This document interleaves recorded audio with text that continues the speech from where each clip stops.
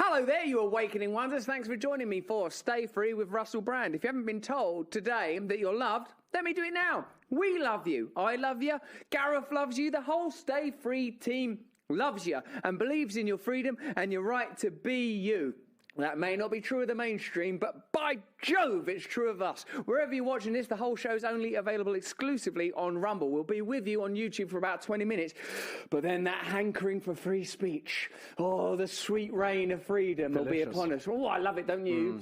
I can almost taste it. Taste the freedom coming down your neck hole. Hey, you can watch my stand-up special available on Rumble for a limited time for $20. Have a look at what it looks like when it's not moving about. We'll show you a little clip of that later, but it's time now to get on with the news, surely, isn't it?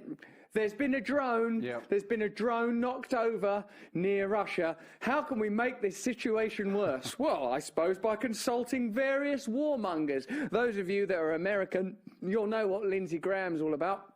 And in spite of having the glassy eyes of our Lord Christ, he seems to crave nothing more than sweet lady war. Let's have a listen to him advocating for a little bit more of the old chaos.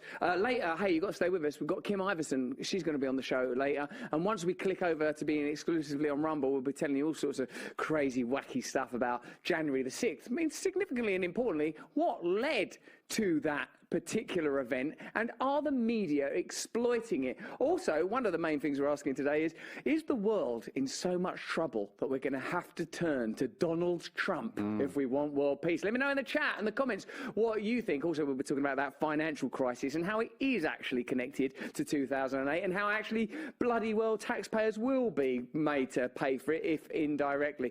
But first, let's look at Lindsey Graham with his sweet, beautiful blue peepers advocated for an escalation in a global conflict because a drone had its feeling hurt. Drone ain't got nobody inside it. Let's have a look.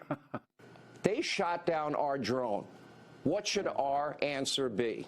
Amazing, you know, because like we met Sean Hannity. We went on Fox the other day. Do you remember? Like we was on Tucker Carlson, Greg Gutfield, well, some of the world's sweetest, most adorable people. Met Sean Hannity in a corridor. So mental, wasn't it? Like, and like there was a bit where he was like that, and he's quite a big geezer, isn't he? And I was like, hey, and then there was a conversation. How far away did you spot him from?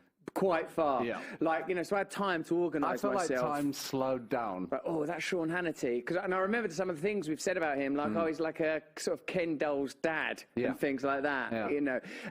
But, like, actually, again, he was really nice. Lovely. We had a conversation and we got into the areas where we disagree. Let me know in the chat if you think I should go on Sean Hannity, because having spoken to Cornel West, who's our guest on the show tomorrow, I increasingly believe in the necessity of these conversations with people that you don't agree with. We have to find the love in one another. We have to find a new solidarity. Otherwise, we're being divided and conquered. That's basically it. And guess who came up with that? It was the British, the old divide and conquer. What he was saying about his father and how he was, you know, a working man and all this kind of stuff. It was really sweet. I know, because I was about to, when I see Sean Hannity out there, I sort of got geared up to start, but I thought, oh no, I remember, that's that man from the corridor. He's nice. Yeah. Okay. Getting emails and texts off all of these folks now. So it's like, you know, you've got to love people. That don't mean to say you have to agree with people's opinions. There are loads of subjects where we're not sympathetic, or any of us. If we got into it, we're not going to agree with one another. But I tell you what, I'm starting to believe that the neoliberal establishment don't care about the things they claim to, right down to stuff like social justice issues, environmental issues. I think it's all skullduggery. I really do. But listen, look at Sean Hannity, son of Irish folks who's worked hard to get where he is today, talking to this dude, Lindsey Graham, the glassy-eyed advocate for murder. Check it. Well, we should hold them accountable and say that if you ever get near another U.S. set flying in international waters, your airplane would be shot down. What would Ronald Reagan do right now? He would. Well, Ronald Reagan, actually, have a look. Ronald Reagan was the person that negotiated peace with Gorbachev. Do you remember that? Like, let's check out this bit. What's important is a couple of years later, a treaty agreed upon between Gorbachev and Reagan, and it was ultimately instantiated by US Secretary of State James Baker. Neither the President nor I, that was under Bush by that time, neither the President nor I intend to extract any unilateral advantages from the processes that are taking place, not only for the Soviet Union, but for other European countries as well. because it's important to have guarantees that if the United States keeps its presence in Germany within the framework of NATO, not an inch of NATO's present military jurisdiction will spread in an eastern direction. How did that go, guys? How's it been going with that old infringement? It's been many's the inch, because even this drone was above the Black Sea, and the Black Sea, if you have a little look at a map or a globe, it's next to Russia. So whilst no one's saying, oh, it's good that they booted that little devil out of the sky, I think it's a little sanctimonious to act like that drone's like some sort of Thomas the Tank Engine of the air that deserves naught but respect. So calling upon the name of Ronald Reagan, because I guess that our man Lindsey Graham saying that he was a sort of a gung-ho militaristic president, and geez, maybe he was. The reality is that he sought a treaty between the Soviet Union, as it then was, and America. Why? Because it's for the good of all humanity to not have ongoing and particularly military conflict between those two nations, even if it's a proxy war. Also, though, if Reagan were alive now, I think what he would actually be saying is, can you please let me out of this coffin? Because he'd be feeling trapped, I think, about this time, wouldn't he, Gal? He certainly would. Can't be easy to be in that little box. God bless his eternal soul. American foreign policy is in free fall. I can't add much to what you've said. All I can tell you is that on multiple fronts, we're in a dangerous situation. Weakness breeds provocation.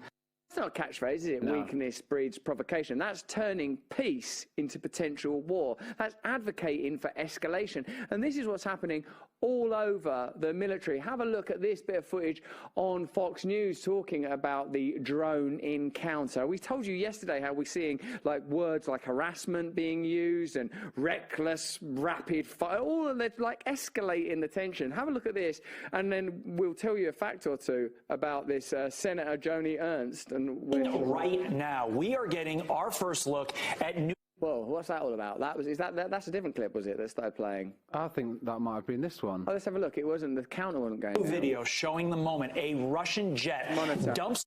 It's different on our monitor. We got, like, the counter's not going down, guys, so have a look at what's on our monitor. Fuel and collides with the U.S. drone over the Black Sea. You can see it right there. We're playing a different thing, guys. Can we play the clip that's on the monitor? Get yourselves together in there.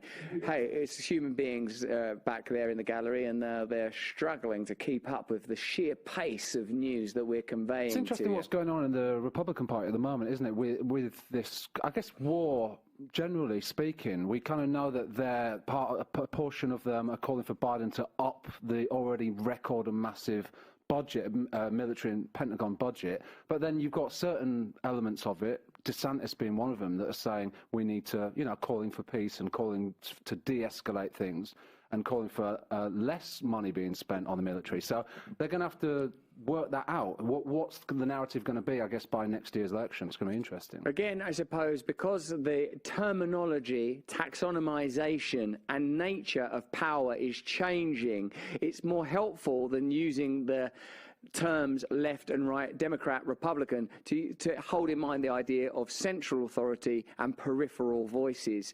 And if you use that terminology, you can start to see where the discourse is heading and why there's a need for new alliances. Let's have a look at how, though, Fox News reported on this story, and Joni Ernst, let's think about why this person will be consulted on this issue. Check it. Right now, we are getting our. And it's not playing on our monitor. So I said, well, what should we do, Gal? I guess we'll move on from that clip. Yeah, maybe that clip don't work on here. Yeah, maybe not. Do you think this is since we had James O'Keefe? If you're watching us on YouTube, we're going to only be available on YouTube for a few more minutes. Then we'll be exclusively available on Rumble, where we'll be talking to Kim Iversen, where we'll be reporting on January the 6th, and where we'll be showing you a deep dive presentation on the financial crisis. Let's have a look, though, now at this story. Getting our first look at new video showing the moment a Russian jet dumps fuel and collides with the U.S. drone over the Black Sea. You can see it right there. You can see the fuel trail being dumped by the Russian jet. You can see it impacting our drone, propellers starting to slow. Our drone. Yes, That's our drone. That's my favorite drone. That drone only had one more day till it retires.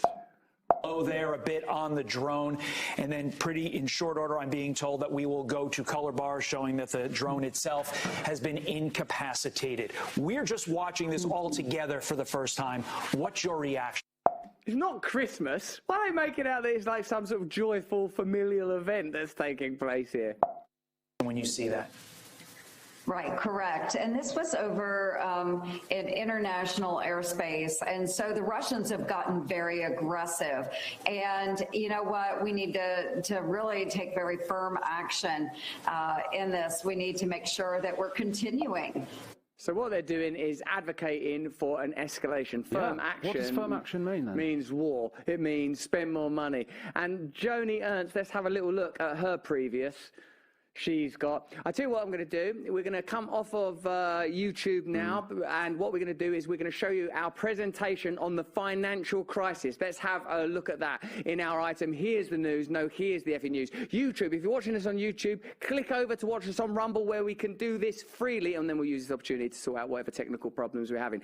But now, let's have a deeper look at the Silicon Valley bank collapse. Let's have a look at whether or not taxpayers will really end up paying for it. We'll do the stuff